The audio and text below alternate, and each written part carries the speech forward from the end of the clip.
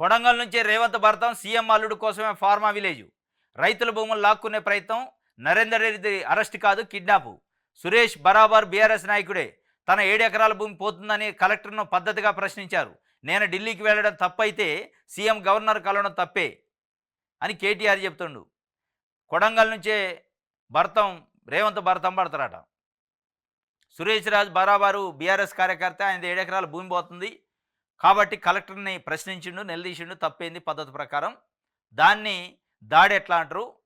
అదే పట్నం నరేందర్ రెడ్డిని చేసిన అరెస్ట్ కాదు, అది కిడ్నాపు. అసలు ఆయనకి ఏం సంబంధం? కిడ్నాప్ చేసి తెసిపోయి అరెస్ట్ చేసినట్టు రికార్డు చూపిస్తానని కూడా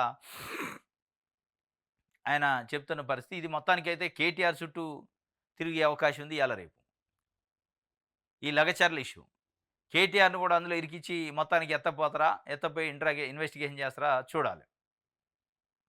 బుల్డోజర్ న్యాయానికి సుప్రీం బ్రేక్ వేసిందట. అధికారులు ఏమి జడ్జీలు కాదు, ఇంటిని కూల్చే అధికారం లేదు. అధికారులు ఏమి జడ్జీలు కాదు, ఒక వ్యక్తిని దోషిగా నిర్ధారించి ఇళ్లను కూల్చివేసే అధికారం లేదు. సొంత ఇల్లు అన్నది సామాన్యుల కళ, దాన్ని నెరవేర్చుకోవడంలో ఎన్నో ఏళ్ల శ్రమ ఉంటుంది. నిందితులకు కూడా రాజ్యాంగం కల్పించిన హక్కులుంటాయి. ఒక వ్యక్తి దోషి అయితే మిగిలిన కుటుంబ సభ్యులందరినీ రోడ్డును పడేయడం సరికాదు. నిబంధనలకు విరుద్ధంగా ఒక్క నిర్మాణాన్ని కూల్చినా రాజ్యాంగ ఉల్లంఘనకు పాల్పడినట్లే అని సుప్రీంకోర్టు ధర్మాసనం చెప్పింది. ఈ బుల్డోజర్ల కల్చర్ బాగా వచ్చింది బీజేపీ సెంట్రల్ గవర్నమెంట్లో వచ్చాక. యూపీలో ఏగీ గవర్నమెంట్ ఎవడో ఆ ఇంట్లో తప్పు చేస్తే తప్పు చేసినోడు తీసిపోయి జైలు వేయాలి. కానీ తప్పు చేసినోడు జైలు వేయడం సెకండరీ చేశారు. ఫస్ట్ ఏం చేస్తారో ఆ ఇంటిని కూల్చుతున్నారు. మరి ఆ ఇంటిని కూల్చితే ఆ ఇంట్లో ఉన్న పిల్లలు ఏడు ఉండాలి, భార్య ఏడు ఉండాలి, మహిళలు ఏడు ఉండాలి, వృద్ధులు ఎక్కడ ఉండాలా? ఇది సహజ న్యాయ సూత్రానికి విరుద్ధం కాదా? అసలు వాడు చేసిన తప్పేందో కానీ మీరు చేస్తున్న పెద్ద తప్పు గవర్నమెంట్లుగా అని చెప్పి సుప్రీంకోర్టు చెప్పింది. ఒక ఆర్గనైజ్డ్ క్రైమ్ ఇది. ఐపీఎస్ ఆఫీసర్లు, పోలీస్ ఆఫీసర్లు, చదువుకున్న ఆఫీసర్లు, మున్సిపల్ ఆఫీసర్లలో చదువుకున్న ఆఫీసర్లు, లోకల్ బాడీ ఆఫీసర్లు చదువుకున్న వాళ్ళు, వీళ్ళంతా ఉండి చదివి న్యాయాన్ని చట్టాలను చదివి చట్టాలు న్యాయాలు తెలిసిన వ్యక్తులే డైరెక్ట్గా బుల్డోజర్ తీసిపోయి చెయ్యకూడని పని, చట్ట వ్యతిరేకమైన పని చేస్తున్నట్టు ఎవరు దోషులు ఇందులో? దోషి ప్రభుత్వ యంత్రాంగం కాదు అని సుప్రీంకోర్టు సూటిగా అడిగింది.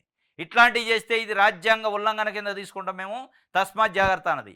అధికారులు ఎవరైనా ఓవర్ యాక్షన్ చేసి నోటీసులు ఇవ్వకుండా ప్రాపర్ పద్ధతిలో కాకుండా ఇష్టం వచ్చినట్టు బుల్డోజర్ దాన్ని కూలిస్తే దానికి నష్టపరిహారం అధికారుల జీతాల నుంచి ఇప్పించాల్సి వస్తుంది అవసరం అయితే అని చెప్పింది.